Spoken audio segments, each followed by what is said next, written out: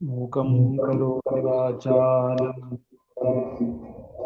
പങ്കും ലംഘയത്തെ ഗിരിം യത്കൃപാതമഹം വന്ദേ പരമാനന്ദമാധവം. സദാശിവസമാരംഭാം ശങ്കരാചാര്യമധ്യമാം അസ്മദാചാര്യപര്യന്താം വന്ദേ ഗുരുപരമ്പരാം. മള്ളിയൂർവാസിനം ശാന്തം ജ്ഞാനവൈരാഗ്യഭൂഷണം ശ്രീഭാഗവതനിഷ്ണാതം നൗമിതം ലോകശങ്കരം.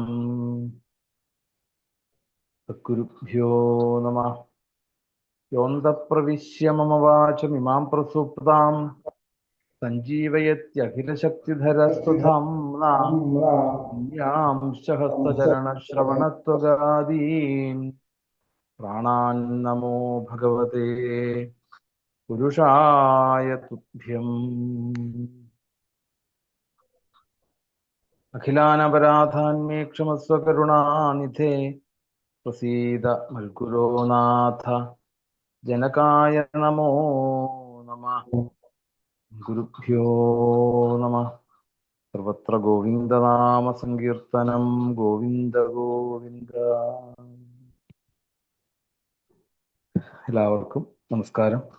ദ്വിതീയ സ്കന്ധം 5-ാമത്തെ അധ്യായമാണ് നമ്മൾ കഴിഞ്ഞ ദിവസം അനുസ്മരിച്ചത്. പരീക്ഷത്തിന്റെ ചോദ്യം, എങ്ങനെയാണ് ഈ പ്രപഞ്ചം ഉണ്ടായത്, പ്രപഞ്ച സൃഷ്ടിയെ കുറിച്ച് ചോദിച്ചപ്പോഴാണ് പറഞ്ഞത് നാരദ മഹർഷിക്കും ഈ ഒരു സംശയം ഉണ്ടായി എന്നും നാരദ മഹർഷി അച്ഛനായിട്ടുള്ള ബ്രഹ്മാവിന്റെ അടുത്ത് ചെന്ന് ഭഗവാൻ എന്നുള്ള ഒരു സത്യം, അങ്ങേക്ക് മുകളിലൊരു ഈശ്വരനുണ്ടോ എന്ന് ചോദിക്കുമ്പോൾ അവിടെ ബ്രഹ്മാവ് യഥാർത്ഥമായിട്ടുള്ള ഈശ്വര തത്വത്തെ പറഞ്ഞു കൊടുക്കുവാൻ തയ്യാറാകുന്നു. അങ്ങനെ ബ്രഹ്മനാരദ സംവാദത്തിലൂടെ ഈ പ്രപഞ്ച സൃഷ്ടിയെക്കുറിച്ച് പറഞ്ഞു കൊടുക്കുകയായിരുന്നു 5-ാമത്തെ അധ്യായം. ആദ്യത്തെ 9 ശ്ലോകങ്ങളിലൂടെ നാരദ മഹർഷിയുടെ ചോദ്യം, പിന്നീട് 8 ശ്ലോകങ്ങളിലൂടെ, പിന്നീട് 9-ാമത്തെ ശ്ലോകങ്ങൾ മുതൽ അവിടെ നാരദ മഹർഷിയുടെ ചോദ്യത്തെ അഭിനന്ദിച്ചുകൊണ്ട് യഥാർത്ഥമായിട്ടുള്ള എൻ്റെ മുകളിലുള്ള ഒരു വാസുദേവൻ നാരായണൻ എന്നുള്ള ആ നാരായണ ശബ്ദത്തെയും അല്ലെങ്കിൽ ഈശ്വരനെയും ഒക്കെ, അല്ലെങ്കിൽ ആ പ്രധാനമായിട്ടുള്ള ഊർജ സ്രോതസ്സിനെയൊക്കെ അവിടെ നാരദ മഹർഷിക്ക് പറഞ്ഞു കൊടുക്കുന്നു ബ്രഹ്മാവ്. പിന്നീടാണ് അവിടെ ആദ്യമായിട്ടുള്ള ആ സൃഷ്ടിക്ക് ആദ്യമായിട്ട് മായയെ സ്വീകരിക്കുന്ന ഈശ്വരൻ, ആ മായയോട് ചേർന്നിരിക്കുമ്പോൾ ഉണ്ടാകുന്ന മഹത്തത്വം, ആ മഹത്തത്വത്തിൽ നിന്നും ഗുണങ്ങൾ തുടങ്ങിയതായിട്ടുള്ള ആ ഓരോ സത്വരജ തമോ ഗുണങ്ങൾ, പിന്നീട് അതിൽ നിന്നും ആ കാലം കർമ്മം സ്വഭാവം കൊണ്ടുണ്ടാകുന്ന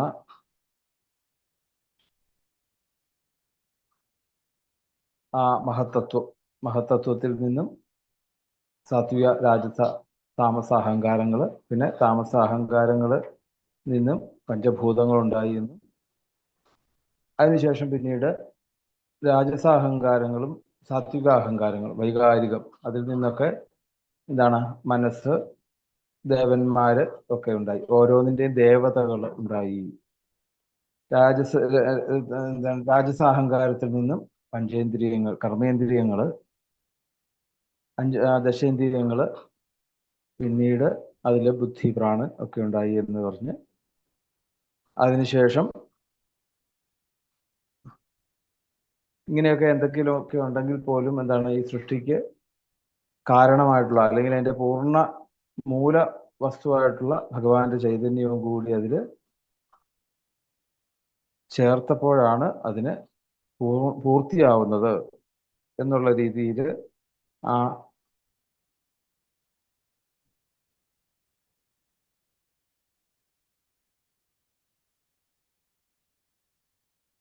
അങ്ങനെ 2 തരത്തിലുള്ള ശരീരങ്ങളെ സൃഷ്ടിച്ചു എന്ന് പറഞ്ഞു. സ്ഥൂലാവസ്ഥയിലുള്ളതും സൂക്ഷ്മാവസ്ഥയിലുള്ള ശരീരങ്ങളെ ഒക്കെ സൃഷ്ടിച്ചതായിട്ടൊക്കെ പറഞ്ഞ് പിന്നീട് അവിടെ നാരായണൻ പ്രവേശിച്ചതോടുകൂടിയാണ് സൃഷ്ടിയുടെ പൂർത്തീകരണം. അത് എന്തായി? ഒരു അണ്ഡത്തിനുള്ളിൽ അല്ലെ പ്രവേശിച്ച് ആ അണ്ഡം സംവത്സരത്തോളം ആ കാരണജലത്തിൽ കടന്നുവെന്നും അതിനുള്ളിലുള്ള ആ അണ്ഡം ഭേദിച്ച് പുറത്തേക്ക് വന്നതായിട്ടുള്ള ഹിരണ്യഗർഭൻ എന്നുള്ള ഒരു പേരില് ഭഗവാന്റെ ആ വിരാട് സ്വരൂപ പുരുഷൻ ആയിട്ടുള്ള ഭഗവാന്റെ അവതാരത്തെ, ആ അണ്ഡഭേദനത്തെ കുറിച്ചൊക്കെ പറഞ്ഞ് പിന്നീട് അതില് ഉള്ള അവയവങ്ങളൊക്കെ 14 ലോകങ്ങളാണെന്ന് കൽപ്പിക്കുകയും ആ ലോകങ്ങളെ ത്രിലോകങ്ങളായിട്ടും പറയാം എന്ന് പറഞ്ഞുകൊണ്ടാണ് നമ്മൾ 5-ാമത്തെ അധ്യായം അവിടെ പൂർത്തീകരിച്ചത്. പിന്നീട് 6-ാമത്തെ അധ്യായത്തിലേക്ക് നമ്മൾ പ്രവേശിക്കുകയാണ്.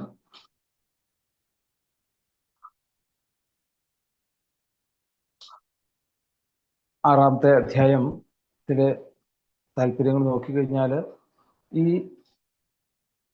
ദ്വിതീയ സ്കന്ധത്തിൽ തന്നെ നമ്മൾ 1-ാമത്തെ അധ്യായത്തിൽ വിരാട് സ്വരൂപന്റെ വർണ്ണന ഒന്ന് അവിടെ പറഞ്ഞു, വിസ്തരിച്ച് പറഞ്ഞു. അവിടെ പാദതലം മുതൽ ശിരസ് വരെയുള്ള ഭഗവാന്റെ ഓരോ അവയവങ്ങളും എന്താണ്? ഈ പ്രപഞ്ചത്തിലെ ഓരോ വസ്തുക്കളാണ്. അങ്ങനെ പ്രപഞ്ചം മുഴുവൻ സമഷ്ടിയായിട്ട് നമ്മൾ ഈശ്വരൻ എന്ന് പറയുന്നതിന്റെ താല്പര്യത്തെ ബോധിപ്പിക്കുകയാണ് വിരാട് സ്വരൂപ വർണ്ണന ചെയ്യുന്നത്. അതേ ആ വിരാട് പുരുഷ വർണ്ണന തന്നെയാണ് ഇനി നമ്മൾ 6-ാമത്തെ അധ്യായത്തിലും കാണാൻ പോകുന്നത്. അത് വേദങ്ങളിലൊക്കെ ഏറ്റവും പ്രസിദ്ധമായിട്ടുള്ള പുരുഷ സൂക്തം. ആ പുരുഷ സൂക്തത്തിൽ എങ്ങനെയാണോ ഭഗവാനെ കുറിച്ച് പ്രതിപാദിച്ചിട്ടുള്ളത്, സഹസ്രശീർഷ പുരുഷ സഹസ്രാക്ഷ സഹസ്രപാൽ, അനേകായിരം അവയവങ്ങളോട് കൂടിയിട്ടുള്ള ആ വിരാട് സ്വരൂപനായിട്ടുള്ള ഭഗവാൻ എങ്ങനെയാണോ വേദത്തില് പുരുഷ സൂക്തത്തിലൂടെ പ്രതിപാദിച്ചിരിക്കുന്നത്, അതിൽ നിന്നും ഒട്ടും മൂല്യം ചോരാതെ ഭാഗവതത്തിലൂടെ നമുക്ക് കാണിച്ചു തരികയാണ്. ഇനിയിപ്പോ ബ്രഹ്മോവാച വാചാം വഹ്നേർമുഖം ക്ഷേത്രം ഛന്ദസാം സപ്തധാതവ ഹവ്യകവ്യാമൃതാന്നാനാം ജിഹ്വാ സർവരസസ്യ ച. പദവാചാം വഹ്നേഃ മുഖം ക്ഷേത്രം ഛന്ദസാം സപ്തധാതവഃ ഹവ്യകവ്യാമൃത അന്നാനാം ജിഹ്വാ സർവരസസ്യ ച. ഇനി അതിന്റെ അന്വയം നോക്കാം. മുഖം വാചാം വഹ്നേഃ സപ്തധാതവഃ ഛന്ദസാം ജിഹ്വാ ഹവ്യകവ്യമൃതാന്നാനാം സർവരസസ്യ ച ക്ഷേത്രം. മുഖം, മുഖം എന്ന് പറഞ്ഞാൽ മുഖം തന്നെ, ഭഗവാന്റെ മുഖം. വിരാട് സ്വരൂപ വർണ്ണനയില് നമ്മൾ 1-ാം അധ്യായത്തിൽ പറഞ്ഞതുപോലെ തന്നെ ഇവിടെ പറയുകയാണ്. മുഖം വാചാം, വാചം അല്ലെങ്കിൽ വചസ് എന്നൊക്കെ പറയുന്നത് വാക്കിന്റെ ഇന്ദ്രിയം. വാക്കിന്റെ ഇന്ദ്രിയം ഇപ്പൊ എന്താ നമ്മൾ പറയാ? സാധാരണ രീതിയിൽ നമ്മൾ കൊളോക്കിയലായിട്ട് പറഞ്ഞാൽ അല്ലെ, വായ എന്ന് പറയാം. അപ്പം വാചം എന്ന് പറഞ്ഞാൽ, വാചാം എന്ന് പറഞ്ഞാല് വാക്കിന്റെ ഇന്ദ്രിയങ്ങൾക്കും, പിന്നെ വഹ്നേഹേ, വഹ്നി എന്ന് പറഞ്ഞാൽ അഗ്നി, അഗ്നിക്കും, സപ്തധാതവഃ, സപ്തധാതുക്കൾ, ഛന്ദസാം, സപ്തധാതുക്കൾ ഛന്ദസ്സുകൾക്കും, ജിഹ്വ നാവ്, ഹവ്യം കവ്യം അമൃതം എന്നീ അന്നങ്ങൾക്കും എല്ലാ രസങ്ങൾക്കും ഒക്കെ ക്ഷേത്രമാണ് എന്ന് പറയണം. ക്ഷേത്രം എന്ന് പറഞ്ഞാല് ശരീരം എന്നൊരർത്ഥമുണ്ട്, വയൽ എന്നൊരർത്ഥമുണ്ട്, ഉൽപ്പത്തി എന്നൊരർത്ഥമുണ്ട്. ഇതെല്ലാം ബന്ധപ്പെട്ടതാണ് ശരിക്കും. വയൽ എന്ന് പറയുമ്പോൾ എന്താണ്? അതിൽ നിന്ന് അല്ലെ, വയൽ എന്ന് പറയുമ്പോൾ നമ്മളുടെ ഉള്ളിലേക്ക് പെട്ടെന്ന് വരുന്ന എന്താണ്? അവിടെ വിത്തിട്ട് അവിടുന്ന് ഒരു ഒരു വസ്തു ഉണ്ടാകാൻ വേണ്ടിയിട്ട് സാഹചര്യമായിട്ടുള്ള ഒരു റോ മെറ്റീരിയൽ എന്ന് വേണേൽ പറയാം അല്ലെ. അപ്പം ഉൽപ്പത്തി സ്ഥാനമാണ് ക്ഷേത്രം എന്ന് പറയുന്നത്. ശരീരവും അത് തന്നെയാണ് ശരിക്കും. എന്തിൻ്റെയും ഒരു ഉൽപ്പത്തിയാണ്. ഉൽപ്പത്തിക്ക് കാരണമാകുന്നത് അല്ലെ. ആദ്യം ഉണ്ടാകുന്ന എന്താണ് ശരിക്കും ആദ്യം അല്ലെ, മായ ഭഗവാനോട് ബന്ധിച്ചു മഹത്തത്വം ഉണ്ടായി എന്ന് പറഞ്ഞില്ലേ. ആ മഹത്തത്വം ഉണ്ടായി എന്ന് പറയുന്നത് എന്താണ്? ഈ ശരീരത്തിനോട് ജീവൻ ചേർന്നിരിക്കുന്ന അവസ്ഥ, അതാണ് മഹത്തത്വം എന്ന് പറയുന്നത്. പിന്നീടാണ് ഭഗവാന്റെ അംശം അതിൽ പൂർണ്ണമായിട്ടും പ്രവർത്തിക്കുമ്പോഴാണ് ഓരോന്നോരോന്നായിട്ട് അത് ഓരോന്നും പ്രവർത്തിക്കുന്നത്. മനസ്സിലായില്ലേ? അപ്പൊ അതുകൊണ്ട് ക്ഷേത്രം എന്നുള്ളൊരു വാക്കിന് ആരംഭം എന്നുള്ള അല്ലെങ്കിൽ ഉൽപ്പത്തി എന്ന് ഒരു അർത്ഥം നമുക്ക് കൽപ്പിക്കാം. ഇനി നമുക്ക് ആ വാക്യാർത്ഥത്തിലേക്ക് നോക്കാം. അപ്പം വിരാട് പുരുഷനായിട്ടുള്ള ഭഗവാന്റെ മുഖം എന്നത് വാക്ക് എന്ന ഇന്ദ്രിയത്തിൻ്റെയും പിന്നെ അതിൻ്റെ അധിഷ്ഠാന ദേവത ഏതാണ്? നമ്മൾ കഴിഞ്ഞ അധ്യായത്തിൽ നമ്മൾ സൂചിപ്പിച്ചു. വാക്കിന്റെ അധിഷ്ഠാന ദേവത അഗ്നി ആണ് എന്ന് പറയും. മുഖത്തിന്റെ അല്ലെങ്കിൽ വാക്കിന്റെ ഒക്കെ അധിഷ്ഠാന ദേവത അഗ്നിയാണ്. അഗ്നി ദേവതയായിട്ടുള്ള അതിൻ്റെ ദേവതയായിട്ടുള്ള അഗ്നിയുടെയും ഒക്കെ ഉൽപ്പത്തി സ്ഥാനമാണ് ഭഗവാന്റെ മുഖം. അപ്പം പഞ്ചഭൂതങ്ങളിലുള്ള അഗ്നിക്കും പിന്നെയോ വാക്കാകുന്ന ഇന്ദ്രിയത്തിൻ്റെ ഉൽപ്പത്തി സ്ഥാനമാണ് ഭഗവാന്റെ മുഖം എന്ന് അവിടെ പറയുന്നു. പിന്നെ ഭഗവാന്റെ സപ്തധാതുക്കള് ത്വക്ക് അല്ലെ, ചർമ്മം, മാംസം, രുധിരം, മേധസ്, മജ്ജ, അസ്ഥി, ശുക്ലം, ഇങ്ങനെ 7 ധാതുക്കളാണ് ഒരു ശരീരത്തെ നിലനിർത്തുന്നത് എന്ന് പറയാം. ത്വക്ചർമ്മ രുധിരമേധോ മജ്ജ അസ്ഥി ഇല്ലേ, നമുക്ക് നോക്കി അറിയാം. 7 ലേയേഴ്സ് ആണ്. പുറത്ത് കാണുന്ന തൊലി ത്വക്ക്, അതിനകത്താണ് ചർമ്മം, പിന്നെ രുധിരം, മേധസ്, മജ്ജ, അസ്ഥി, ഇങ്ങനെ 7 ധാതുക്കളോടുകൂടി ചേർന്നതാണ് ഒരു ശരീരം. അപ്പം ഈ ശരീരത്തിന്റെ നിലനിൽപ്പ് എന്തായി? അപ്പം ഈ 7 ധാതുക്കളാണ്. അപ്പൊ ഭഗവാന്റെ ഈ 7 സപ്തധാതുക്കൾ എന്ന് പറയുന്നത് ഇവിടെ പറയാണ് സപ്ത ഛന്ദസ്സുകളുടെയും ഉൽപ്പത്തി സ്ഥാനമാകുന്നു എന്ന് പറയാം. ഭഗവാന്റെ 7 ധാതുക്കളാണ് 7 ഛന്ദസ്സായിട്ട് പിന്നീട് ഉണ്ടായത്. പിന്നെയോ പിന്നെ ഭഗവാന്റെ നാവ്, ജിഹ്വ എന്ന ഇന്ദ്രിയം അല്ലെ, നാവിന്റെ ഇന്ദ്രിയം എന്ന് പറയുമ്പോൾ ശരിക്കും നാവിന്ദ്രിയല്ല, നാവിനെ കൊണ്ട് നാവാക്കി പ്രവർത്തിപ്പിക്കുന്നതായിട്ടുള്ള ആ ഇന്ദ്രിയം.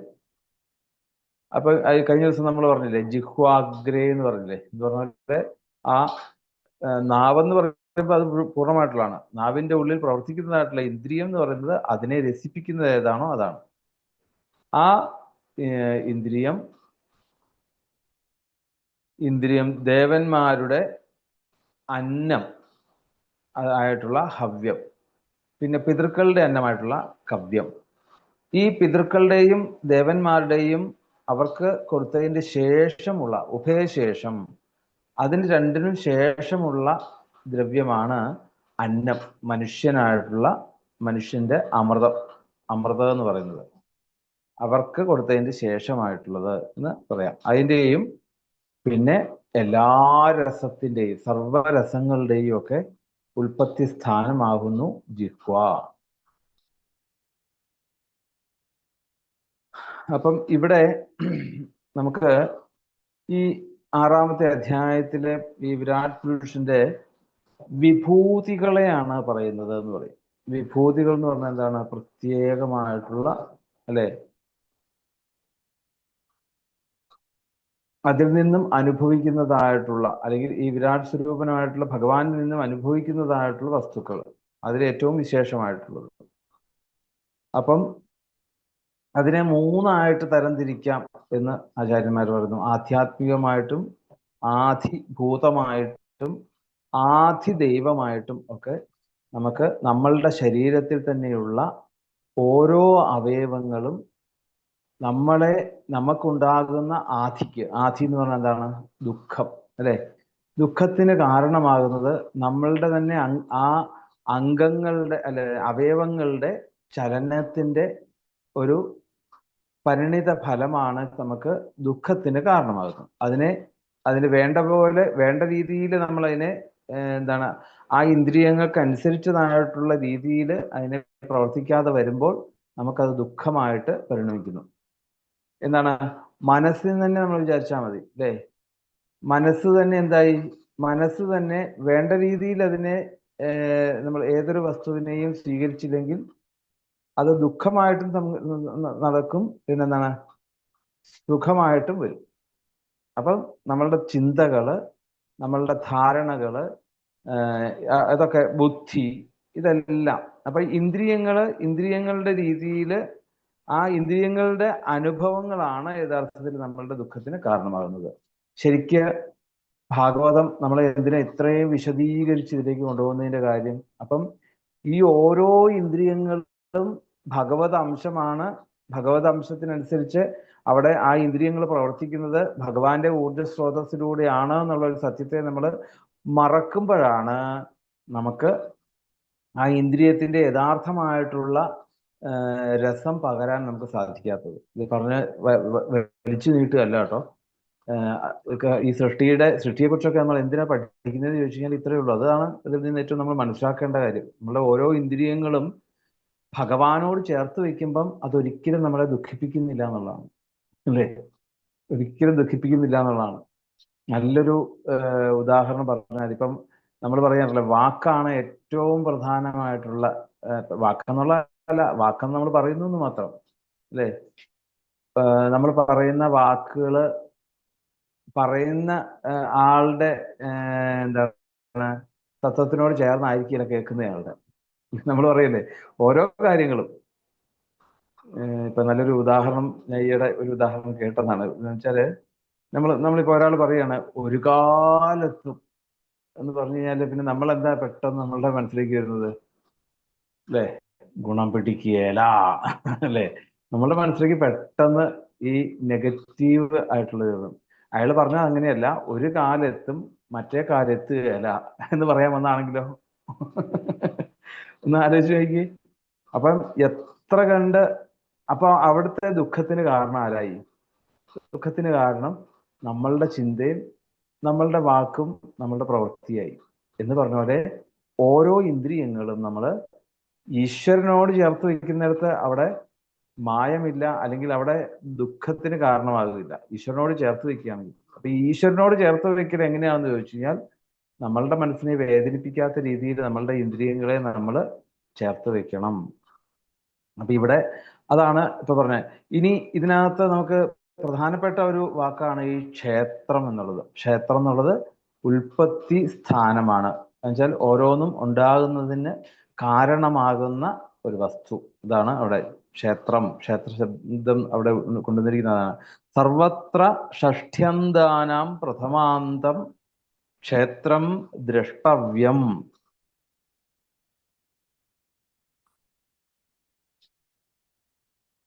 പിന്നെ ഭഗവാന്റെ സപ്തധാതുക്കൾ എന്നുള്ളത് ഛന്ദസ്സുകളുടെ ഉൽപ്പത്തി സ്ഥാനമാണ് എന്ന് അവിടെ പറയണേ. അതായത് 7 ഛന്ദസ്സുകൾ പറയും.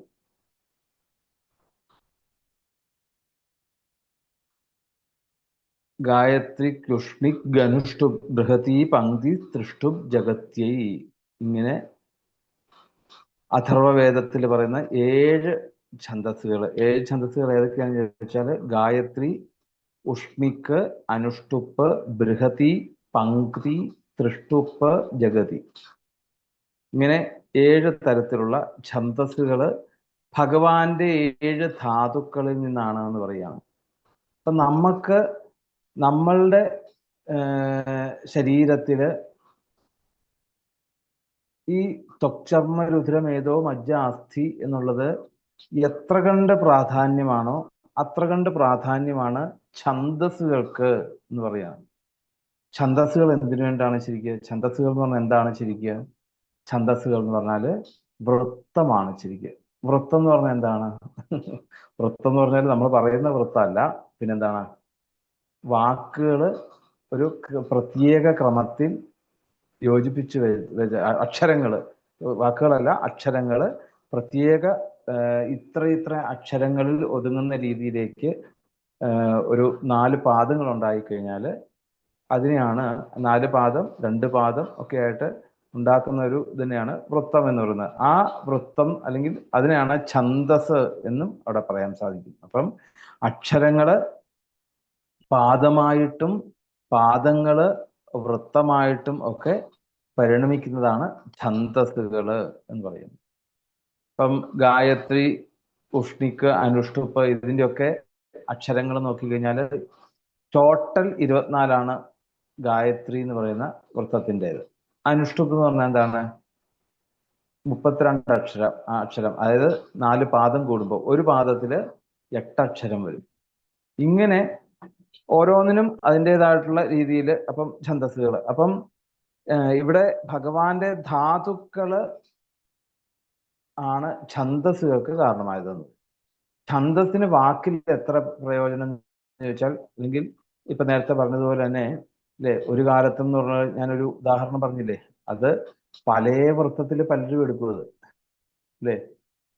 അപ്പം വൃത്തത്തിന് വരെ പ്രാധാന്യം എന്താന്ന് ചോദിച്ചു. അതുകൊണ്ടാണ് ഈ ഭാഗവതം വായിക്കുമ്പോഴൊക്കെ ഈ മുറിക്കുന്നതിന്റെ ഇതൊക്കെ പ്രത്യേകം എടുത്ത് പറയുന്നതിന്റെ കാര്യമാണ്. അർത്ഥത്തിൽ നല്ല വ്യത്യാസം വരും അവിടെ. കാരണം ഇന്ന വൃത്തത്തിലൂടെ അത് ചെയ്തു വെക്കുമ്പോഴാണ് ഇന്ന അർത്ഥം വരുന്നത്. ആ വൃത്തത്തിന് മാറ്റം വന്നു കഴിഞ്ഞാൽ എന്തായി? വൃത്തത്തിന് മാറ്റം വന്നു കഴിഞ്ഞാൽ നല്ല വണ്ണം ഉണ്ടായി, നല്ല വണ്ണം ഉണ്ടായി എന്ന് പറഞ്ഞാലോ വ്യത്യാസമായില്ലേ? ഇത്രേ ഉള്ളൂ വ്യത്യാസം. എന്നാൽ രണ്ടും എഴുതുമ്പോ തെറ്റുണ്ടോ? എഴുതുമ്പോ എന്തായി? നല്ല വണ്ണം ഉണ്ടായി, നല്ല വണ്ണം ഉണ്ടായി എന്ന് പറയാം, നല്ല വണ്ണം ഉണ്ടായി എന്ന് പറയാം. എന്ന് പറഞ്ഞാല് ആ ഒരു വ്യത്യാസം. അപ്പം നമ്മളുടെ ശരീരത്തില് ഈ സപ്തധാതുക്കൾക്ക് എത്ര കണ്ട് പ്രാധാന്യമാണോ അത്ര കണ്ട് പ്രാധാന്യമാണ് നമ്മൾ ഉപയോഗിക്കുന്ന വാക്കുകളുടെ ക്രമീകരണങ്ങൾ. അപ്പൊ ആ വാക്കുകളുടെ ക്രമീകരണങ്ങളുടെ ഉൽപ്പത്തിയാണ് ഭഗവാന്റെ എന്താണ്? സപ്തധാതുക്കളാണ്. നമ്മളുടെ ഈ തൊലിക്കും ഈ രക്തത്തിനും അല്ലെ മജ്ജയ്ക്കും അസ്ഥിക്കും ഒക്കെ എത്ര കണ്ട് പ്രാധാന്യം കൊടുക്കുന്നോ അത്ര കണ്ട് പ്രാധാന്യം നമ്മളുടെ വാക്കുകളുടെ ക്രമീകരണത്തിന് കൊടുക്കണം എന്ന് പറയാം. ഇതിന്റെ ഒരു മൂലമായിട്ടൊരു തന്തു എന്ന് ചോദിച്ചു കഴിഞ്ഞാല് നമ്മളുടെ ദുഃഖത്തിന് കാരണം ആരാണ്? നമ്മളുടെ അല്ലെ അറിവില്ലായ്മകളും നമ്മളുടെ ഇന്ദ്രിയങ്ങളുടെ വിക്ഷേപണങ്ങളും അല്ലെങ്കിൽ ഇന്ദ്രിയങ്ങളുടെ ആവരണങ്ങൾ. ഈ ആവരണം വിക്ഷേപണം എന്ന് പറയുന്നത് മായയുടെ 2 ഭാവങ്ങളാണ്. അപ്പം ഈ മായയാണ് ശരിക്കും നമ്മളുടെ ശരീരം എന്ന് പറയുന്നത് മായയാണല്ലോ. അപ്പൊ ഈ ശരീരം കൊണ്ട് നമ്മൾ ചെയ്യുന്ന അതിന്റെ പോരായ്മകളാണ് യഥാർത്ഥത്തിൽ നമുക്ക് ദുഃഖമാകുന്നത്. അതാണ് ഇതിൽ നിന്ന് നമുക്ക് മനസ്സിലാക്കേണ്ടത്. അതാണ് എപ്പോഴും നമ്മൾ ആധ്യാത്മ ശാസ്ത്രം അല്ലെങ്കിൽ ആധ്യാത്മ പഠനം എന്ന് പറയുമ്പോൾ എപ്പോഴും നമ്മൾ ചിന്തിക്കേണ്ട വേറൊന്നുമല്ല, നമ്മളെക്കുറിച്ചുള്ള ഒരു പഠനമാണെന്നുള്ളത് വ്യക്തമായിട്ട് മനസ്സിലാക്കാൻ സാധിക്കണം. പറഞ്ഞു വരുന്നതിന്റെ അപ്പം ഇവിടെ പറയുമ്പോൾ ഇവിടെ എന്തിനാ ഇത്രയും വിസ്തരിച്ച് സൃഷ്ടിയിൽ നമ്മളോട് പറയുകയാണ് നമ്മളുടെ ഉള്ളിലുള്ള എല്ലാത്തിനും കാരണം നമ്മളുടെ ഉള്ളിലിരിക്കുന്ന നാരായണനാണ് എല്ലാം ചെയ്യുന്നത്. ഈ സത്യം നമുക്ക് ഉറപ്പിക്കാൻ എപ്പോഴും സാധിക്കുകയാണെങ്കിൽ നമുക്ക് വേണ്ടാത്ത ചിന്തകളോ വേണ്ടാത്ത രീതിയിലേക്കോ അതിൽ അപ്പൊ അതാണ് ആ ഉറപ്പിക്കലാണ് ഭഗവാനോട് ചേർത്ത് വെക്കാൻ പറയുന്നത്. ഇന്ദ്രിയങ്ങളൊക്കെ ദേവതയോട് അല്ലെങ്കിൽ ഭഗവാനോട് ചേർത്ത് വെക്കാൻ പറയുമ്പം അതിനനുസരിച്ച് അതിൻ്റെതായിട്ടുള്ള ആ താല്പര്യങ്ങളെ യഥാർത്ഥമായിട്ടുള്ള ഒരു സ്വരൂപം നമ്മളുടെ ഉള്ളിൽ തോന്നിപ്പിക്കും അതാത് ഇന്ദ്രിയത്തിന്. അപ്പൊ ഇവിടെ ഇതാണ്. പിന്നെ ധാതു എന്ന് പറഞ്ഞാൽ എന്താണ് ശരിക്ക്? ശരീരത്തെ ധാര്യതേ ഇതി ധാതു എന്ന് പറയും, ധരിക്കുന്നത് എന്ന് പറയുന്നത്. അപ്പം ഈ ധാതുക്കളാണ് യഥാർത്ഥത്തിൽ നമ്മളുടെ ഈ ശരീരത്തെ നിലനിർത്തിക്കൊണ്ട് പോകുന്നത്. നമ്മൾ ചിന്തിച്ചാൽ നമുക്കറിയാൻ സാധിക്കും അല്ലെ. നമ്മളുടെ ഏറ്റവും വലിയ ഇന്നത്തെ അസുഖം എന്താണ്? പ്രഷർ, ഷുഗർ, ഇതൊക്കെ എഴുതിക്കൊണ്ടാണ് നമ്മൾ കണ്ടുപിടിക്കുക അല്ലെ. ബ്ലഡിൽ നിന്നാണ് കണ്ടുപിടിക്കുക അല്ലെ. സ്വഭാവം എല്ലാം അതെ. അപ്പം ഒരു ശരീരത്തെ അല്ലെങ്കിൽ അതിന്റെ ഭാവത്തെ, അതിന്റെ ചിന്തകളെ, ആ ഒരു വ്യക്തിത്വത്തിന് കാരണമാണ് യഥാർത്ഥത്തില് ഈ സപ്തധാതുക്കൾ. ഏതേ ശരീരധാരണ ധാതവ ഇത്യുച്യന്തേ. അപ്പം ഈ സപ്തധാതുക്കളാണ് ശരീരത്തെ നിലനിർത്തുന്നതെങ്കിൽ അവിടെ ഈ സപ്തധാതുക്കളാണ് എന്തിന്റെ ഉൽപ്പത്തിക്ക് സ്ഥാനം? നമ്മൾ പറയുന്ന വാക്കുകളുടെ ക്രമീകരണത്തിന്റെ ഉൽപ്പത്തി സ്ഥാനം. അത് പ്രത്യേകം നമുക്ക് മനസ്സിലാക്കാൻ സാധിക്കുക. പിന്നെ അതിനകത്തൊന്നും പറയാൻ പ്രത്യേകിച്ചൊന്നും ഇല്ല അതില്. പിന്നെ പറയുന്നത് എന്താണ്? അവിടെ നിന്നും പറഞ്ഞു. അപ്പം സപ്തധാതുക്കളിൽ നിന്ന് മുഖം ആണ് എന്താണ്? മുഖത്ത് നിന്ന് ഇന്ദ്രിയങ്ങൾക്കും അഗ്നിക്കും അല്ലെ, വാക്കാകുന്ന ഇന്ദ്രിയം, അതിന്റെ ദേവതയായിട്ടുള്ള അഗ്നിയുടെയും ഉൽപ്പത്തി സ്ഥാനമാണ് ഭഗവാന്റെ മുഖം എന്ന് പറയാണ്. പിന്നെ അപ്പം മുഖത്തിന്റെ പ്രാധാന്യം, ശരീരത്തിലെ മുഖത്തിന് എത്ര കണ്ട് പ്രാധാന്യമുണ്ട്? ആ പ്രാധാന്യമാണ് നമ്മളുടെ വാക്ക് എന്നുള്ള ഇത്, അല്ലെങ്കിൽ നമ്മളിൽ നിന്ന് ഉണ്ടാകുന്നതായിട്ടുള്ള, പുറത്തേക്ക് പോകുന്നതായിട്ടുള്ള ശബ്ദം. അതാണ് ഇപ്പോഴും ശബ്ദമാണ് ആദ്യം ഉണ്ടായി നമ്മുടെ സൃഷ്ടിയിൽ പറയുന്നതിന്റെ ഏറ്റവും വലിയൊരു കാര്യം. നമ്മൾ എപ്പോഴും ചിന്തിക്കുക, നമ്മളുടെ ശബ്ദമാണ് എന്താണ് ഒരു കാരണത്തിന് അല്ലെങ്കിൽ ഒരു ഔട്ട്പുട്ടിന് കാരണമാകുന്നത്. ആദ്യമാകുന്നത് കാരണം എന്താണുള്ളത്? പ്രധാനം എന്താണ്? ഈ ശബ്ദമാണ്. അപ്പം ആ ശബ്ദം എന്നുള്ളത് ഭഗവാന്റെ മുഖമാണ് എന്ന് പറയാം. നമ്മളുടെ ശരീരത്തിൽ, നമ്മുടെ മുഖത്തിന് എത്ര കണ്ട് പ്രാധാന്യമുണ്ട്? എത്ര കണ്ട് പ്രാധാന്യമുണ്ട്? നമ്മളെ ഇൻട്രൊഡ്യൂസ് ചെയ്യുന്നത് എങ്ങനെയാണ്? നമ്മളുടെ അല്ലെ, നമ്മളുടെ ഉള്ളിലുള്ള എല്ലാ ആന്തരികമായിട്ടുള്ള കാര്യങ്ങളെയും പ്രതിഫലിപ്പിക്കുവാൻ വേണ്ടിയിട്ടുള്ള ഒരു ഉപകരണമാണ് ശരിക്കും മുഖം. അല്ലേ? മുഖമില്ലെങ്കിൽ ഒന്ന് ആലോചിച്ച് നോക്കിയാൽ, ആരെങ്കിലും നമുക്ക് അഡ്രസ്സ് ചെയ്യാൻ പറ്റുമോ? മുഖമില്ലാത്തൊരവസ്ഥ ഒന്ന് ആലോചിച്ച് നോക്കി. ഒന്നും എന്തെങ്കിലും അവസ്ഥ. അപ്പൊ മുഖത്തിലൂടെയാണ്, അതാണ് ജ്ഞാനേന്ദ്രിയങ്ങൾ മുഴുവൻ നിറഞ്ഞു നിൽക്കുന്നതാണ് ഈ മുഖം എന്ന് പറയുന്നത്.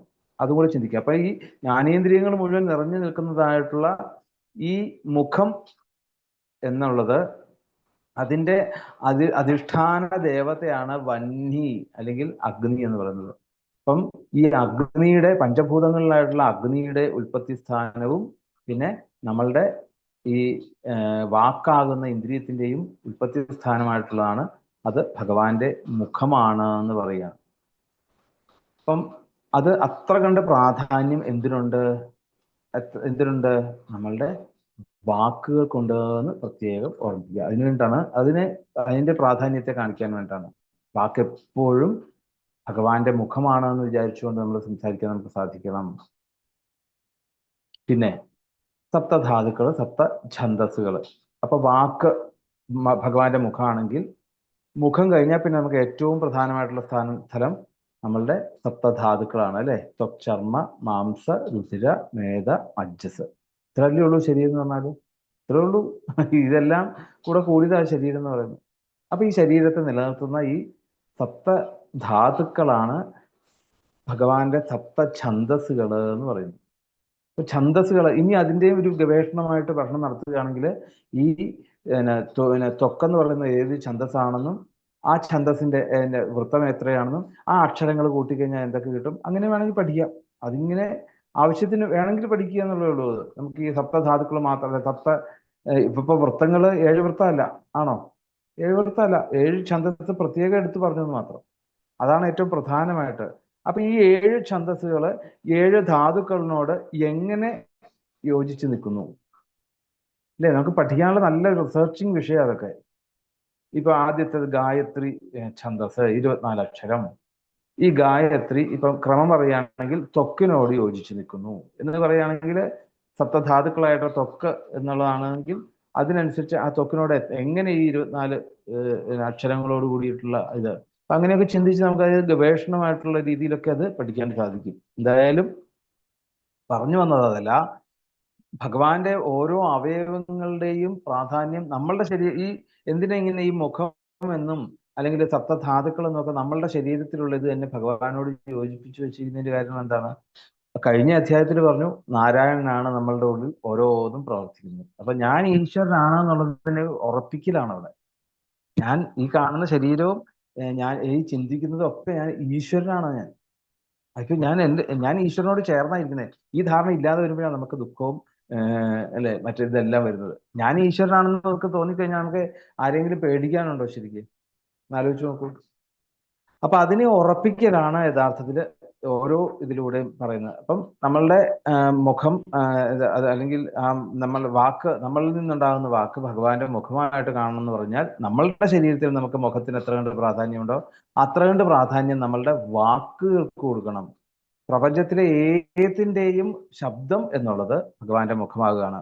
ആ ശബ്ദത്തിന്റെ ദേവതയായിട്ടുള്ള അഗ്നിക്കും കാരണം ആ അഗ്നിയും എന്താണ് ഭഗവാന്റെ മുഖത്ത് നിന്നാണ് ഉൾപ്പെടുന്നത്. പിന്നെ ഭഗവാന്റെ ആ സപ്തധാതുക്കൾ എന്ന് പറയുന്നതാണ് സപ്തഛന്ദസ്സുകൾ. ഛന്ദസ്സുകൾ എന്ന് പറഞ്ഞാൽ നമ്മൾ പറയുന്നത് വാക്കുകൾ ഇന്ന ക്രമീകരണത്തിലാകുമ്പോൾ അത് മറ്റുള്ളവരിൽ എങ്ങനെയാണോ അത് പ്രകടമാകുന്നത് അതിനനുസരിച്ച്. അപ്പം നമ്മളുടെ ഉദ്ദേശിച്ചതായിട്ടുള്ള ഈ വൃത്തത്തെ തന്നെ, വൃത്തം എന്ന് പറഞ്ഞാൽ മറ്റേ വട്ടമല്ല പറയുന്നത്, വൃത്തം എന്ന് പറഞ്ഞാൽ വാക്കുകളുടെ സമൂഹം.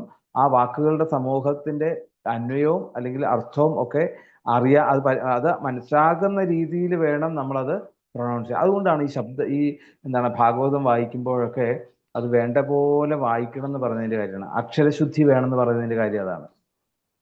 കാരണം വെച്ചാല് നമ്മൾ പറയുമ്പോൾ ആ പറയുന്നതിനനുസരിച്ച് നമ്മളൊന്ന് എഴുതിയെടുക്കുമ്പം ആ അക്ഷരവും പറയുന്ന വാക്കുമായിട്ട് നല്ല യോജിപ്പുണ്ടാകണം. അതുകൊണ്ടാണ് ഓരോ ഖര ശബ്ദമാണേലും ഘോഷ ശബ്ദമാണേലും മൃദുവാണെങ്കിലും ഒക്കെ അതാത് എന്താ സ്വരത്തിൽ തന്നെ അത് ഉച്ചരിക്കണം. അല്ലേ? ചന്തം ചന്തം വ്യത്യാസങ്ങളുണ്ടല്ലേ? ഛന്ദസ് എന്നാണ്. ഛന്ദ എന്ന് പറഞ്ഞ തെറ്റി, ഇന്ദയാണ് പോയി, ഇന്ദയല്ല ഇന്ദ ദ. അപ്പൊ ഈ വ്യത്യാസം ഒന്ന് ആലോചിച്ച് നോക്കൂ. അത്ര കണ്ട് പ്രാധാന്യം നമ്മളുടെ വാക്കുകൾക്കുണ്ട്. ഭഗവാന്റെ മുഖമാണ് അത്. പിന്നെ വൃത്തം എന്ന് പറഞ്ഞാൽ ആ വാക്കുകളുടെ എന്താണ് ഘടന, അതാണ്. അപ്പൊ അത് അത്ര കണ്ട് പ്രാധാന്യമാണെന്ന് പറയാണ്. പിന്നെ പറയുന്നത് ഭഗവാന്റെ ജിഹ്വ എന്ന് പറയുന്നത്, ഭഗവാന്റെ നാവ് എന്ന് പറയുന്നത് എന്താണ് ശരിക്ക്? ഭഗവാന്റെ നാവാണ് യഥാർത്ഥത്തില് നമ്മൾ കഴിക്കുന്നതായിട്ടുള്ള അന്നം, അല്ലെ? അതല്ലേ അങ്ങനെ പറയുന്നത്, ഹവ്യകവ്യ അമൃത അന്നാനാം ജിഹ്വ സർവരസസ്യച. എല്ലാ രസങ്ങളുടെയും ഉൽപ്പത്തി സ്ഥാനം ഭഗവാന്റെ നാവാണ് എന്ന് പറയാണ്. അപ്പം നമുക്ക് നാവിൽ കൊണ്ട് എത്ര കണ്ട് പ്രാധാന്യം നമ്മൾ കൊടുക്കുന്നുണ്ട്.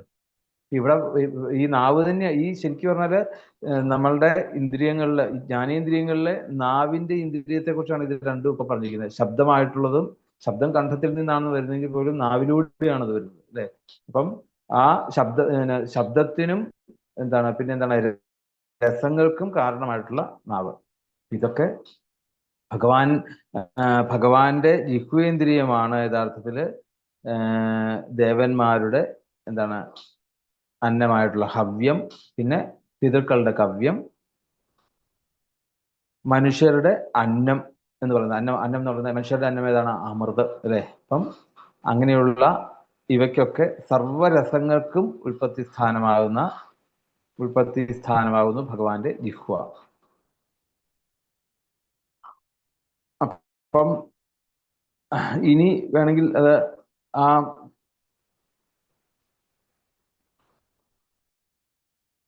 അപ്പൊ അത്ര കണ്ട് പ്രാധാന്യം നമ്മൾ എന്തിനു കൊടുക്കണം? ഈ ഒരു ഒറ്റ ശ്ലോകത്തിൽ നിന്ന് നമ്മളെ മനസ്സിലാക്കി തരുന്ന അതാണ്. എന്താണ്? വാക്കുകൾക്കും പിന്നെ നമ്മളുടെ അമൃത് അല്ലെങ്കിൽ ഭഗവാൻ നമ്മളുടെ അന്നം എന്ന് പറയുന്നതും ഒക്കെ. അതുകൊണ്ടാണ് അന്നപൂർണേശ്വരി, അല്ലേ? നമ്മൾ പറയാറില്ല അന്നം ഈശ്വരനാണെന്നൊക്കെ പറയുന്നതിന്റെ ഒക്കെ കാര്യം അതാണ്. അവിടെ ഭഗവാന്റെ ജിഹ്വയാണെന്ന് വിചാരിച്ചുകൊണ്ട് വേണം നമ്മൾ കഴിക്കുന്ന അമൃതായിട്ട് സേവിക്കാൻ സാധിക്കണം, അല്ലേ? ഭരതന്റെ കഥയിൽ നമുക്ക് കാണാൻ മേലെ എന്താണ് അവിടെ ഈ കൂൾമാഷം ഈ കാടി ഒക്കെ കൊടുത്താൽ പോലും അത് അമൃത പോലെ സേവിക്കുന്നു എന്ന് പറയുന്നതിന്റെ കാര്യം എന്താണ്? എന്ത് നമ്മൾ കഴിച്ചാലും നമ്മൾ കഴിക്കുമ്പം നമ്മൾ അതിനെ സങ്കല്പിക്കുകയും അത് ഏത് രീതിയിലാണോ നമ്മൾ അതിനെ സ്വീകരിക്കുന്നത് അതിനനുസരിച്ചാണ് നമ്മളെ. അല്ലാതെ കഴിക്കുമ്പോഴുള്ള ബുദ്ധിമുട്ടുകൾ ഉണ്ടാകുന്നുണ്ട്, ഇല്ലേ? അല്ലാതെ കഴിക്കുമ്പോഴുള്ള ബുദ്ധിമുട്ടുകൾ ഉണ്ടാകും. നമ്മൾ പ്രസാദമായിട്ട് നമ്മൾ തീർത്ഥം സേവിക്കുന്നില്ലേ? തീർത്ഥം സേവിക്കുന്നു. അപ്പൊ എങ്ങനെയാണ് നമ്മൾ അത് സേവിക്കുന്നത്? ഭഗവാന് ഇതാ അഭിഷേകം ചെയ്തായിട്ടുള്ള തീർത്ഥം ഞാൻ സേവിക്കുന്നു എന്ന് വിചാരിച്ച് നമ്മൾ സേവിക്കുന്നത്. ശരിക്ക് ആ ഒരു ചിന്തയോടുകൂടി അതിനെ സേവിക്കുമ്പോൾ നമുക്ക് അതിന്റെ ഫലം പൂർണ്ണമായിട്ട് കിട്ടും അവിടെ, അല്ലേ? ആലോചിച്ച് നോക്കൂ. ഒരു 10 ദിവസം മുമ്പ് ചെയ്ത ആ തീർത്ഥ അഭിഷേകം ചെയ്ത പാല് തീർത്ഥം നിങ്ങൾക്ക് തന്നു കഴിഞ്ഞാലോ ഭരതന് കൊടുത്ത ഭരതൻ കഴിക്കും അത്.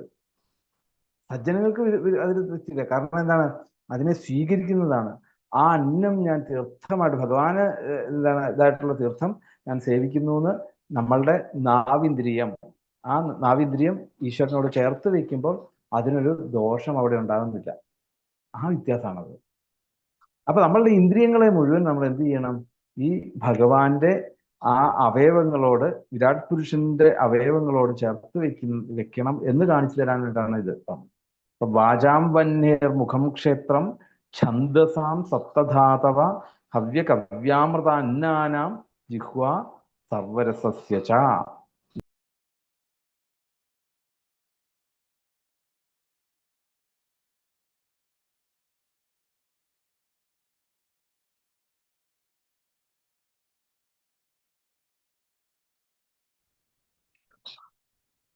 സർവാസൂനാം ച വായോശ്ച തന്നാസേ പരമായനെ അശ്വിനോരോഷധീനാം ച ഘ്രാണോ മോദപ്രമോദയോ. സർവ അസൂനാം ച വായോഹോ ച തന്നാസേ പരമായനെ അശ്വിനഃ ഓഷധീനാം. അശ്വിനോഹോ ഓഷധീനാം ച ഘ്രാണഃ. പിന്നെ മോദപ്രമോദയോ. അതാണ് എന്റെ പദം. ഞാൻ എന്റെ അന്വയം നോക്കാം. തന്നാസേ സർവാസൂനാം ച വായോഹോ ച പരമായനെ ഘ്രാണഃ അശ്വിനോഹോ ഓഷധീനാം മോദപ്രമോദയോഹ ച തന്നാസേ. അങ്ങനെയുള്ള ആ തൻ എന്ന് പറഞ്ഞാൽ അവിടെ ഈ വിരാട് സ്വരൂപം അല്ലെങ്കിൽ ഈശ്വരൻ, ആ ഈശ്വരന്റെ നാസേ എന്ന് പറഞ്ഞാൽ എന്താണ്? ഈ നാസാദ്വാരങ്ങൾ, മൂക്ക് അല്ലെ, നാസാദ്വാരങ്ങൾ സർവ അസൂനാം ച എല്ലാ അസുക്കളുടെയും, അസു എന്ന് പറഞ്ഞാല് പ്രാണികള് അല്ലെ, പ്രാണികള് എന്ന് വേണമെങ്കിൽ പറയാം. അപ്പം സർവ പ്രാണങ്ങൾക്കും സർവാസൂനാം ച വായോഹോ ച വായുവിനും പരമായനെ ഉത്തമ സ്ഥാനങ്ങളാണ്. അപ്പൊ ഭഗവാന്റെ നാസാദ്വാരങ്ങൾ എല്ലാ പ്രാണങ്ങൾക്കും വായുവിനും ഉത്തമ സ്ഥാനങ്ങളാണ്. പിന്നെയോ ഘ്രാണേന്ദ്രിയം അശ്വിനോഹോ ഓഷധീനാം. അശ്വിനി ദേവതകൾക്കും ഓഷധികൾക്കും മോദപ്രമോദയോഹോ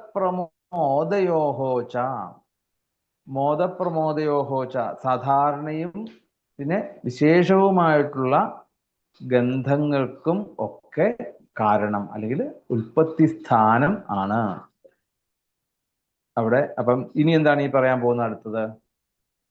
ഭഗവാന്റെ നാസാദ്വാരങ്ങൾ അല്ലെ, ഈ നാസികയുടെ 2 ദ്വാരങ്ങൾ, അതാണ് പറയുന്നത് ഇപ്പം. അത് സർവ പ്രാണങ്ങൾക്കും വായുവിനും ആ വിരാട് പുരുഷന്റെ നാസികകൾ ആണ് ഉൽപ്പത്തി സ്ഥാനമായിട്ട് കണക്കാക്കുന്നത്. ഉൽപ്പത്തി സ്ഥാനമാണ് ഭഗവാന്റെ നാസികകൾ ആണ് എല്ലാ പ്രാണങ്ങൾക്കും, എല്ലാവരെയും ഈ ഗതി അല്ലെ, വായു. നമ്മൾ പറയാറില്ലേ, അല്ലെ, ഈ ശ്വാസത്തിന്റെ അടിസ്ഥാനത്തിലാണ് നിൽക്കുന്നത്. അപ്പൊ സർവ പ്രാണങ്ങളും, ഈ പ്രപഞ്ചത്തിലുള്ള എല്ലാ പ്രാണങ്ങൾക്കും പിന്നെ വായുവിനും പഞ്ചഭൂതങ്ങളിലുള്ള വായുവിനുമൊക്കെ ഉൽപ്പത്തി സ്ഥാനമാണ് ഭഗവാന്റെ നാസാദ്വാരങ്ങൾ എന്ന് പറയുന്നു. പിന്നെയോ അങ്ങനെ ആ ഘ്രാണേന്ദ്രിയം പിന്നെയോ ഈ നാസാദ്വാരങ്ങളുടെ അതിന് കാരണമാകുന്ന ഇന്ദ്രിയം ആ ഘ്രാണേന്ദ്രിയം എന്താണ് അശ്വിനി ദേവന്മാർക്കും ഓഷധികൾക്കും ഒക്കെ സാമാന്യ വിശേഷ ഗന്ധങ്ങൾക്കും ഉത്ഭവസ്ഥാനമാകുന്നു എന്ന് പറയാം. അപ്പം ഘ്രാണേന്ദ്രിയം എന്ന് പറഞ്ഞാല് ഇപ്പൊ ഉള്ളത് കൊണ്ട് നമുക്ക് അറിയാൻ എന്താണ് മണം അറിയാൻ സാധിക്കുമോ? ഇല്ല. ആ മണം അറിയാൻ സാധിക്കുന്നതായിട്ടുള്ള ഇന്ദ്രിയം എന്നുള്ള അപ്പം നമ്മളെപ്പോഴും ഇന്ദ്രിയം എന്ന് പറയുമ്പോൾ മൂക്കെന്ന് പറയുന്ന ഇന്ദ്രിയം അല്ല ശരിക്കും. പിന്നെന്താണ് അതിന് കാരണമായിട്ട് ആ ഇന്ദ്രിയത്തെ പ്രവർത്തിപ്പിക്കുന്നതായിട്ടുള്ള ഊർജം അതിനോട് ചേർന്ന് വരുമ്പോഴാണ് യഥാർത്ഥത്തിൽ അത് ഇന്ദ്രിയമായിട്ട് വരുന്നത്, അല്ലെങ്കിൽ ഘ്രാണേന്ദ്രിയം എന്ന് പറയുന്നത്. അപ്പൊ ഈ ഘ്രാണേന്ദ്രിയം എന്നുള്ളത് അശ്വിനി ദേവന്മാർക്കും ഓഷധികൾക്കുമൊക്കെ അതിനനുസരിച്ചുള്ള ഗന്ധത്തിന്റെ ഉത്ഭവസ്ഥാനമാകുന്നു, ഓഷധികൾക്കൊക്കെ കാരണമാകുന്നു എന്ന് പറയാണ്. ഇനി അസു എന്ന് പറഞ്ഞു കഴിഞ്ഞാൽ എന്താണ്? അസു എന്ന് പറഞ്ഞാല് പ്രാണൻ എന്നാണ്. അസു എന്ന് പറഞ്ഞാല് സർവാസൂനാം എന്ന് കാണിച്ചിട്ടില്ലേ? എല്ലാ പ്രാണങ്ങൾക്കും എന്ന് പറഞ്ഞാൽ എല്ലാ പ്രാണങ്ങളും. പ്രാണൻ എത്ര എണ്ണാണ്? എല്ലാ പ്രാണങ്ങൾക്കും എന്ന് പറയുമ്പോൾ 10 പ്രാണനാണ് നമുക്കുള്ളത് അല്ലെ? പഞ്ച അതായത് 5 പ്രധാനമായിട്ട് പറയും. പ്രാണൻ, അപാനൻ, ഉദാനൻ, വ്യാനൻ, ഉദാനൻ, സമാനൻ, ഇങ്ങനെ 5 പറയും. പിന്നെ ഒരു 5 പ്രാണനും കൂടിയുണ്ട്. നാഗം, കൂർമ്മം, കൃകരം, ദേവദത്തം, പിന്നെ ധനഞ്ജയം, ഇങ്ങനെ 5 കൂടെ. ഇങ്ങനെ ദശപ്രാണങ്ങളാണ് നമുക്കുള്ളത്. അപ്പം ഈ 5 മഹാപ്രാണങ്ങളും പിന്നീട് 5 ഉപപ്രാണങ്ങളെയും ഒക്കെ അതിന് ഒക്കെ ആ പ്രാണങ്ങൾക്ക് ഒക്കെ കാരണം എന്ന് പറയുന്നത് ഭഗവാന്റെ ഈ നാസാദ്വാരങ്ങളാണ് എന്ന് പറയാണ്.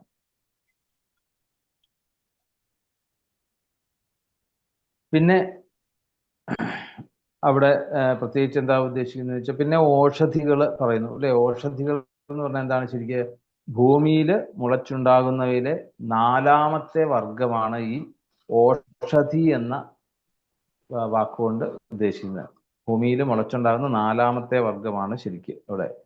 4 വിധത്തിലാണ് ശരിക്ക് ഭൂമിയിലെ സസ്യങ്ങളുടെ ക്രമീകരണം. അതില് പറയും വനസ്പതി, വൃക്ഷം, വീരുത്ത്, ഓഷധി, ഇങ്ങനെയാണ് 4 അതിന്റെ പ്രത്യേകത എന്താണ്? വനസ്പതി അതായത് പൂക്കാതെ കായ്ക്കുന്നതായിട്ടുള്ള ഉദുംബരാദികളാണ് ഈ വനസ്പതി എന്ന് പറയുന്നത്. പൂവില്ലാതെ കായ്ക്കുന്നത്, പൂക്കാതെ കായ്ക്കുന്നതായിട്ടുള്ള ആ ഉദുംബരം എന്ന് പറഞ്ഞാൽ എന്താണ്? അത്തി തുടങ്ങിയതായിട്ടുള്ള ചില വൃക്ഷങ്ങൾ, അതാണ് വനസ്പതികൾ എന്ന് പറയുന്നത്. പിന്നീട് പുഷ്പിച്ച് കായ്ക്കുന്ന മരങ്ങൾ.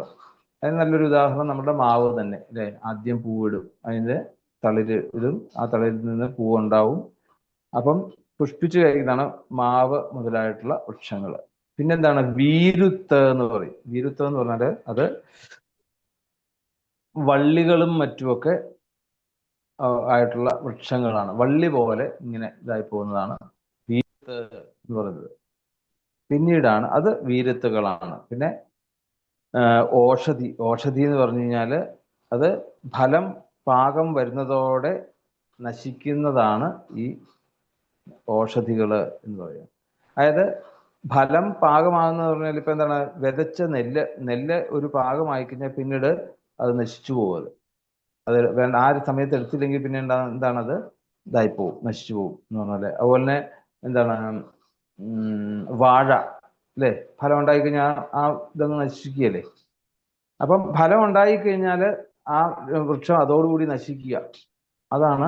അങ്ങനെയുള്ളതാണ് ഓഷധികള് എന്ന് പറയുന്നത്. അപ്പം ഇവിടെ ഓഷധികൾക്കും ഒക്കെ ഉൽപ്പത്തി സ്ഥാനമാണ് ഭഗവാന്റെ ഈ നാസാഗ്രങ്ങൾ എന്ന് പറയുന്നത്, നാസികാദ്വാരങ്ങൾ എന്ന് അവിടെ പറയുന്നു.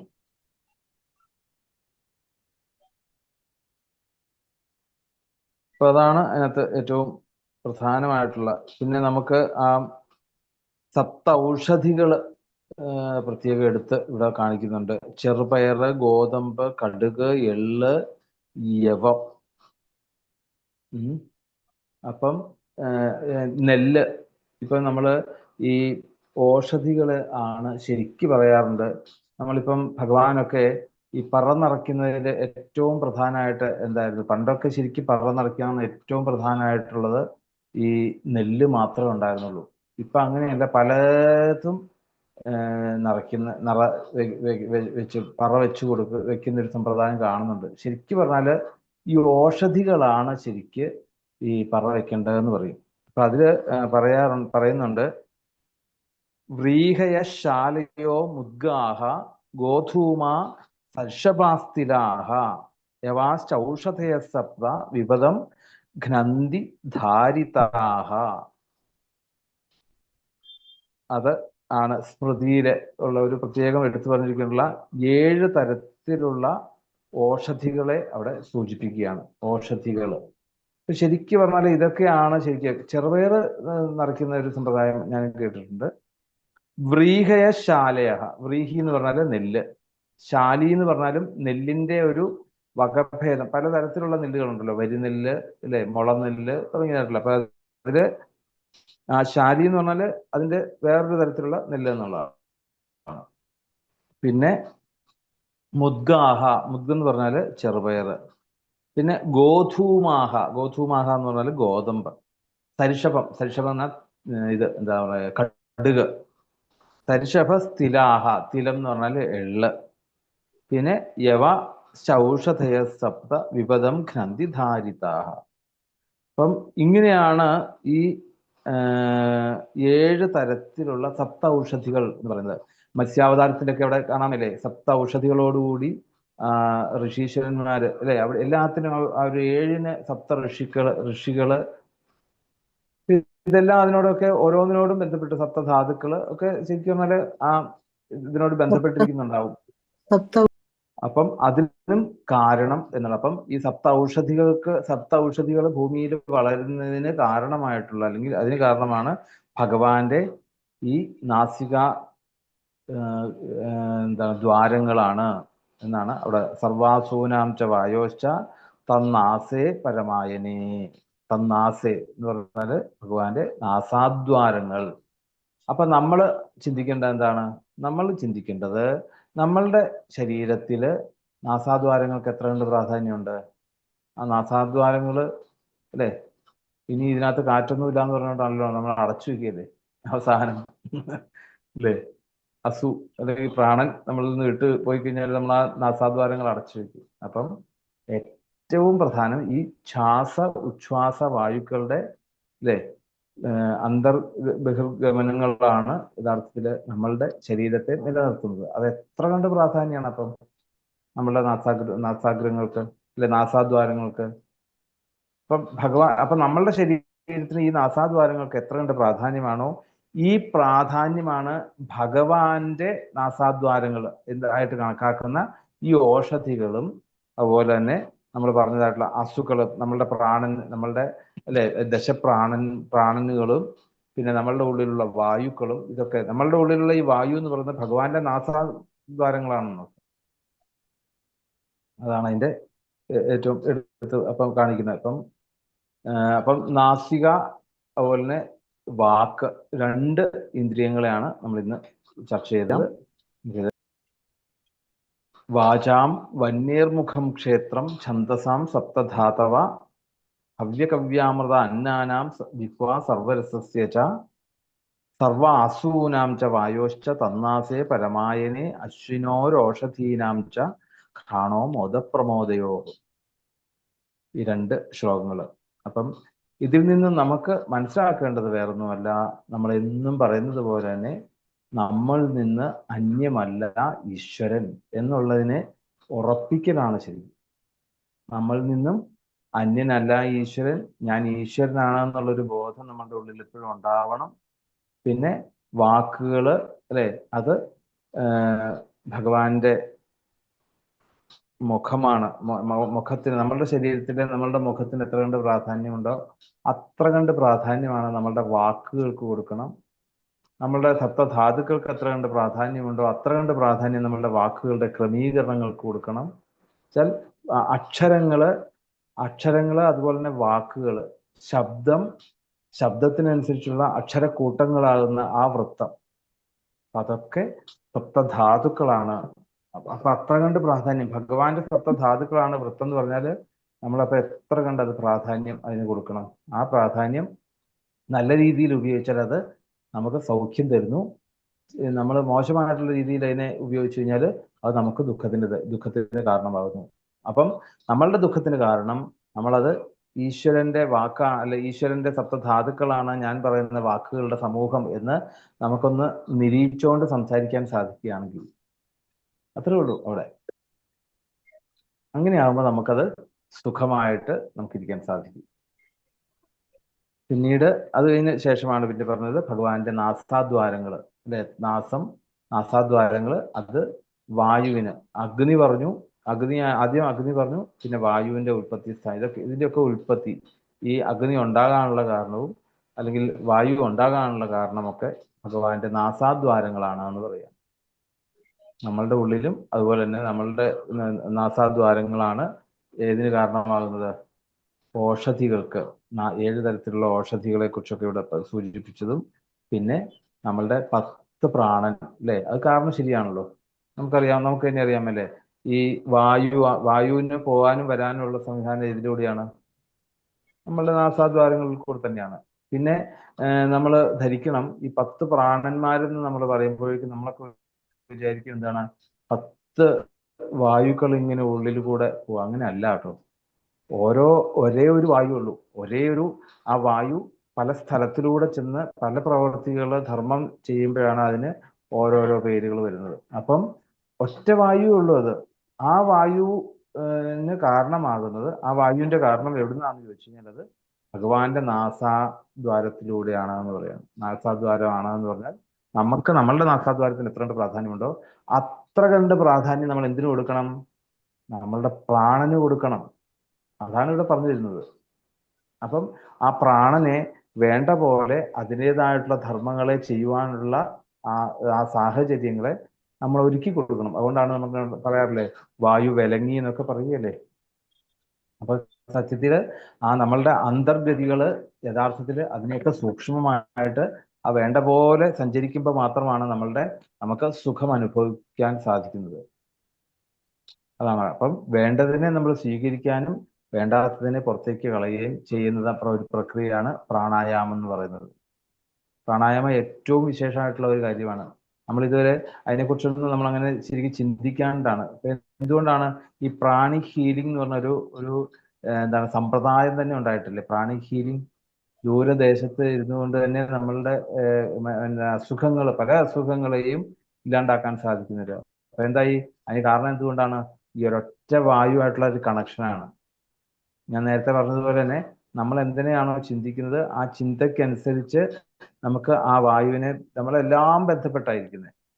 നമ്മളെല്ലാവരും ബന്ധപ്പെട്ടായിരിക്കുന്നത്. അപ്പം അതിനെ മനസ്സിലാക്കാൻ സാധിക്കണമെങ്കിൽ അത്ര സൂക്ഷ്മമായിട്ട് നമുക്ക്, അല്ലെ, ആ ഒറ്റ വായുവാണ് ഇവിടെ ഉള്ളൂ എന്നുള്ളത്, ആ വായുവിനെ നമുക്ക് നമ്മൾ ആ വായുവായിട്ട് ബന്ധപ്പെട്ടായിരിക്കണമെങ്കിൽ നമുക്ക് എത്ര ദൂരത്ത് നിൽക്കുന്ന ഒരാളുമായിട്ടുള്ള അവരുടെ വായുവായിട്ട് നമുക്ക് ബന്ധപ്പെടുത്താൻ സാധിക്കും. ഇതാണല്ലോ പ്രാണി ഹീലിംഗിന്റെ ഏറ്റവും ആന്തരികമായിട്ടുള്ള ഇതാണ്. അപ്പൊ അങ്ങനെയാകുമ്പോ എന്തായി? അങ്ങനെയാകുമ്പം ആ വായുവിനെ അതേ രീതിയിൽ നമുക്ക് അതിനെ കാണാൻ സാധിക്കുകയാണെങ്കിൽ അതിനനുസരിച്ച് നമ്മളുടെ ശരീരത്തിലെ ആ പ്രാണനുകളെ അല്ലെങ്കിൽ ആ വായുക്കളെ അതിനനുസരിച്ചുള്ള രീതിയിൽ നമുക്ക് അതിനെ അതിന്റെ ഗതിയേക്ക് തിരിച്ചു വിട്ടു കഴിഞ്ഞാൽ ഒരു ദുഃഖവും ശരീരത്തിന് ഉണ്ടാവുന്നില്ല. പ്രാണായാമത്തിലൂടെ തന്നെ നമ്മളുടെ അസുഖങ്ങളെ മാറ്റിയെടുക്കാൻ സാധിക്കും, നമ്മളുടെ ഭാവത്തിനെ മാറ്റിയെടുക്കാൻ സാധിക്കും, നമ്മളുടെ ചിന്തകളെ മാറ്റിയെടുക്കാൻ സാധിക്കും നമ്മുടെ പ്രാണായാമങ്ങൾ കൊണ്ട്. അപ്പം നമ്മൾ പറയാറില്ലേ, എന്താണ് പൂരക, രേചക, കുംഭകം എന്ന് പറയുമല്ലോ. 3 തരത്തില് അല്ലെ പ്രാണായാമത്തിന്റെ ഇത്. പൂരകം എന്ന് പറഞ്ഞാൽ എന്താണ്? നല്ലതിനെ സ്വീകരിക്കുക. നല്ല പ്രാണനില് നല്ലതിനെ ശുദ്ധമായിട്ടുള്ളതിനെ സ്വീകരിക്കുക, അശുദ്ധമുള്ളതിനെ പുറത്തേക്ക് കളയുക. അതിനെ കുംഭിക്കുക എന്ന് പറഞ്ഞാൽ അതിനെ ഉറപ്പിക്കുക. ആ ഉറപ്പിക്കൽ എന്താണെന്ന് ചോദിച്ചു കഴിഞ്ഞാൽ ജീവബോധത്തെ ഉറപ്പിക്കുക എന്നുള്ളതാണ്. അത്ര കണ്ട് പ്രാധാന്യമാണ് നമ്മളുടെ ഈ ശ്വാസോച്ഛ്വാസങ്ങൾക്ക് വരെ. അത്ര കണ്ട് ആ ശ്വാസോച്ഛ്വാസങ്ങളുടെ അപ്പൊ ഭഗവാന് ഈ നാസാദ്വാരങ്ങൾ എന്ന് പറയുന്നത് ഈ പറഞ്ഞതായിട്ടുള്ള നമ്മളുടെ ഔഷധികള്, അതുപോലെ വായു. ഈ പ്രപഞ്ചത്തിലെ വായു എന്ന് പറയുന്നത് എന്താണ് ശരിക്ക്? ആ വായു എവിടുന്നാണ് ഉണ്ടാകുന്നത്? ഭഗവാന്റെ നാസികയിലൂടെയുള്ള ഉച്ഛ്വാസങ്ങളാണ്, ശ്വാസോച്ഛ്വാസങ്ങളാണ്. ഈ രണ്ടാമത്തെ സ്കന്ധവും മൂന്നാമത്തെ സ്കന്ധവും സർഗം എന്നുള്ളൊരു ലക്ഷണത്തെ അധികരിച്ചുകൊണ്ടാണ്. സൃഷ്ടി ആണ് കൂടുതൽ പറയുന്നത്. അപ്പൊ അത് നമുക്ക് അത്ര കണ്ട് അങ്ങോട്ട് ഏറ്റവും പ്രധാനമായിട്ടുള്ള കാര്യമാണ് ഭാഗവതത്തിന്റെ ലക്ഷണം തന്നെ ഇത് ജനങ്ങളിലേക്ക് എത്തിക്കുക എന്നുള്ളതാണ്. അപ്പൊ അതിൻ്റെതായിട്ടുള്ള ഗൗരവവും അതിൻ്റെതായിട്ടുള്ള പ്രാധാന്യത്തോടു കൂടിയും നമുക്ക് അതിനെ സ്വീകരിക്കാൻ സാധിച്ചാൽ നമുക്ക് ഭാഗവതം പൂർണ്ണമായിട്ടും ഈ രണ്ടാമത്തെയും മൂന്നാമത്തെ സ്കന്ധങ്ങൾ കൊണ്ട് ആണ് പറഞ്ഞിരിക്കുന്നത് മുഴുവൻ. അപ്പൊ അത് നമുക്ക് എത്ര കണ്ട് അതിനെ ലൗകികമായിട്ടുള്ള രീതിയിൽ നോക്കി കഴിഞ്ഞാൽ അതിനെ മനസ്സിലാക്കിയെടുക്കാൻ ബുദ്ധിമുട്ടായിരിക്കും. പക്ഷെ നമുക്ക് ഏറ്റവും ഭാഗവതം കൊണ്ട് പ്രയോജനം ചെയ്യുന്ന 2 സ്കന്ധങ്ങളാണ്. ആ 2 സ്കന്ധങ്ങൾ പഠിച്ചാൽ മതി ശരിക്കും പറഞ്ഞാൽ ഭാഗവതത്തെ മനസ്സിലാക്കാം. അത് അതിൻ്റെതായിട്ടുള്ള രീതിയിലേക്ക് നമുക്ക് നോക്കിയാൽ മാത്രമേ പറ്റുള്ളൂ. എന്നാലേ നമുക്ക് യഥാർത്ഥത്തിൽ ഭാഗവതം പറയുന്നതായിട്ടുള്ള താപത്രയോന്മൂലനം സാധിക്കുകയുള്ളൂ. അറിവ് പൂർണ്ണമാകുമ്പോഴാണ് യഥാർത്ഥത്തിൽ നമുക്ക് ദുഃഖം നമ്മളെ മനസ്സിലാക്കുന്നില്ല അവിടെ. അതാണ് നമ്മൾ മനസ്സിലാകുന്നില്ല. ദുഃഖം എന്നുള്ളത് നമ്മൾ അനുഭവിക്കുന്നില്ല അവിടെ. കാരണം എന്തുകൊണ്ടാണ്? അതിന്റെ മേളിൽ അജ്ഞാനം വിട്ട് ജ്ഞാനത്തിലേക്ക് എത്തുമ്പോഴേ നമ്മൾ ദുഃഖങ്ങളൊന്നും അത് ദുഃഖം അല്ല എന്നുള്ളത് അപ്പോഴാണ് വ്യക്തമാകുന്നത് അവിടെ. അപ്പൊ ആ ഒരു രീതിയിലാണ് ഇത്. അപ്പൊ അതനുസരിച്ച് നമുക്ക് മുമ്പോട്ട് ഇപ്പൊ ഞാൻ പറഞ്ഞു വന്നതിന്റെ രീതി നേരത്തെ പറഞ്ഞ പോലെയാണ്. ഒരു കാലത്തും ഞാൻ പറഞ്ഞാൽ നിങ്ങൾക്ക് പല രീതിയിൽ എടുക്കാൻ പറ്റും അവരവരുടെ ജ്ഞാനതലങ്ങൾക്കനുസരിച്ച്. എന്ന് പറഞ്ഞാല് ഇതിനെ അങ്ങനെ മനസ്സിലാക്കാൻ സാധിക്കുകയുള്ളൂ. സ്വയം നമ്മൾ അതിനെ ഇങ്ങനെ ഇത് ചെയ്തുകൊണ്ടിരിക്കുക. നല്ല നല്ല ആശയങ്ങൾ, നല്ല നല്ല രീതിയിലുള്ള ഇതൊക്കെ നമുക്ക് ഉണ്ടാവട്ടെ. ആര് പറഞ്ഞു തന്നാലും എത്ര പുസ്തകം വായിച്ചാലും യഥാർത്ഥ അർത്ഥതലങ്ങളിലേക്ക് എത്തണമെങ്കിൽ ആര് വിചാരിക്കണം? ഭഗവാൻ തന്നെ വിചാരിക്കണം. അത്രേ ഉള്ളൂ. അതുകൊണ്ട് ഒരു ആചാര്യന്റെയോ ഒരു പുസ്തകത്തിന്റെയോ വ്യാസന്റെയോ കുഴപ്പമല്ല നമുക്ക് മനസ്സിലാക്കാത്തത്. അതുകൊണ്ടാണ് നമ്മൾ ഈ സൃഷ്ടിയും ഇതൊക്കെ അമ്മമാർക്കൊന്നും ഒട്ടും ഇഷ്ടമല്ലാത്തൊരു കാര്യമാണ് ഇങ്ങനെ സൃഷ്ടി വർണ്ണിക്കുന്നത്. അവർക്ക് കഥയായി ഇഷ്ടം. പക്ഷെ നമുക്ക് ഏറ്റവും വേണ്ടത് നമ്മുടെ ദുഃഖത്തിന്റെ കാരണം അജ്ഞതയാണ്. അജ്ഞത മാറണമെങ്കിൽ ജ്ഞാനം സമ്പാദിക്കണം. ആ ജ്ഞാനം നമ്മൾ പൂർണ്ണമായിട്ട് വേണ്ട രീതിയിലേക്ക് നമ്മുടെ ഇതിലേക്ക് എത്തിക്കഴിഞ്ഞാൽ നമുക്ക് ദുഃഖങ്ങളൊക്കെ മാറും. അപ്പം നമ്മളും പ്രാർത്ഥിക്കുക ഗുരുവായൂരപ്പനോട് അതിനനുസരിച്ചുള്ള രീതിയിലേക്ക്, ബുദ്ധിയിലേക്ക് നമ്മളെയൊക്കെ വളർത്തിക്കൊണ്ടുവന്ന് അത് മനസ്സിലാക്കാനുള്ള ഒരു സാഹചര്യം ഉണ്ടാവട്ടെ എന്ന് പ്രാർത്ഥിക്കാം.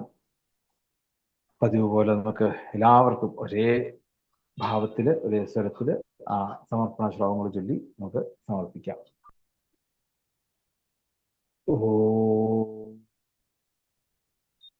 പൂർണ്ണമദഃ പൂർണ്ണമിദം പൂർണ്ണാത് പൂർണ്ണമുദച്യത്തെ പൂർണ്ണസ്യ പൂർണ്ണമാദായ പൂർണ്ണമേവാവശിഷ്യത്തെ.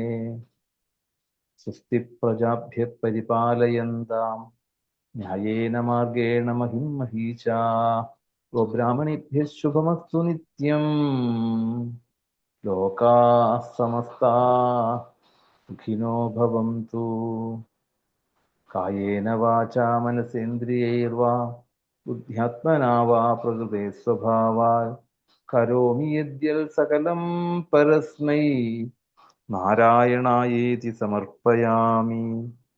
സർവേ ഭവന്തു സുഖിനഃ, സർവേ സന്തു നിരാമയാഃ, സർവേ ഭദ്രാണി പശ്യന്തു, മാ കശ്ചിൽ ദുഃഖഭാഗ് ഭവേത്. ഓം ശാന്തി ശാന്തി ശാന്തി. ഹരി ഓം.